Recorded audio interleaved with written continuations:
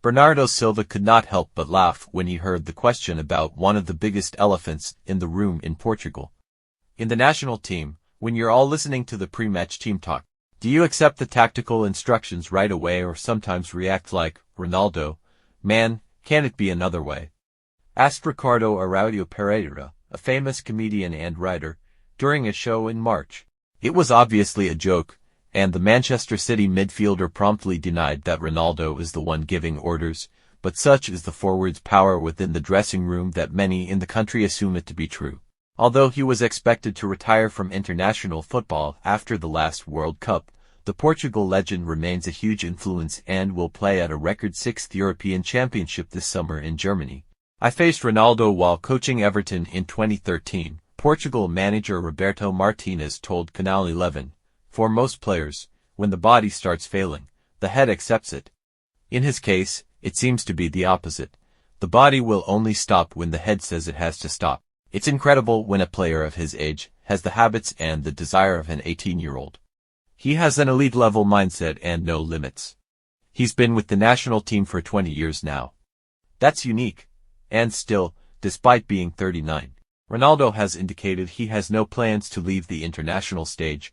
The former Manchester United star has told Martinez that his goal is to reach 250 Portugal caps. He currently has 207, however, in order to achieve that, he will have to deal with growing criticism from fans back home who believe Portugal perform better without him.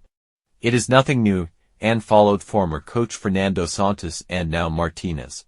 Even considering everything Ronaldo represents, it doesn't make any sense for him to be an undisputed starter anymore, Sofia Oliveira, a football pundit for CNN Portugal, DAZ in Portugal and TSF Radio, told BBC Sport.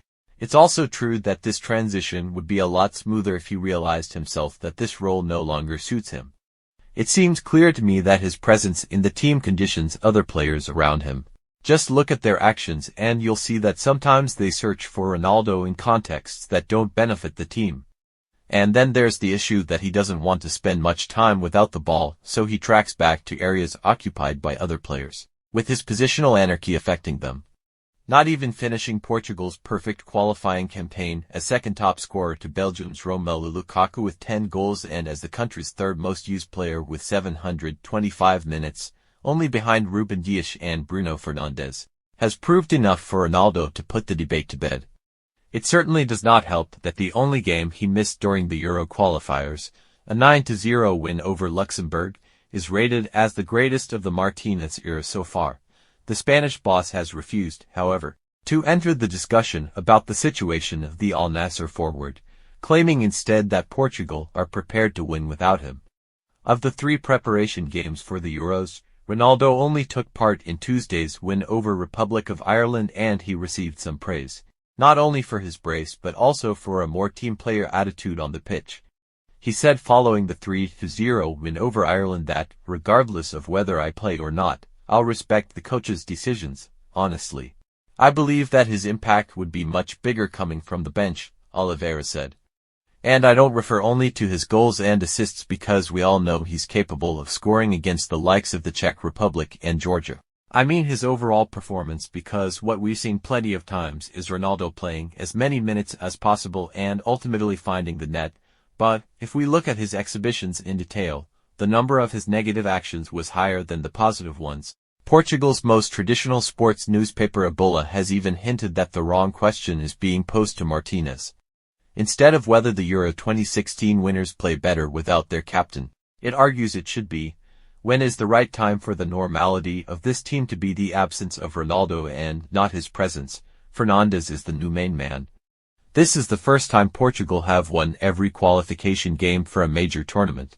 They did so in style, scoring more goals 36 and conceding fewer to than any other nation, while playing some exciting football, especially in the final part of the campaign.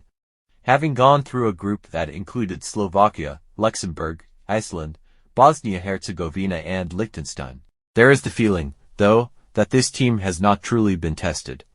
A 2-1 friendly defeat by Croatia earlier this month was seen as a reality check for them, being a first test against a strong side and a poor performance from the team. There have been games where Portugal frankly didn't play well and yet ended up thrashing their opponents.